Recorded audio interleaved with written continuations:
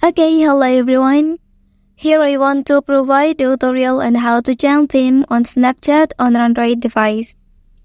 Well, knowing how to change the themes on Snapchat allows you to customize the appearance of the app according to your preferences or mood.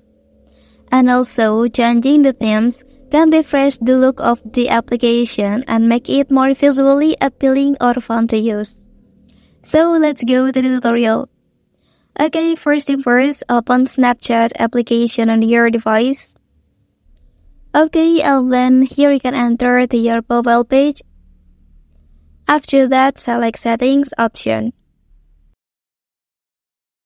Okay, so now scroll down please until you find app appearance option and tap on it. Well, and then here you can select one of the three themes, whether it is always light, always dark, and custom app theme here. Well, that's the tutorial on how to change theme on Snapchat app on Android device. If you are helped by this video, don't forget to like and subscribe to get other information from this channel. Thank you.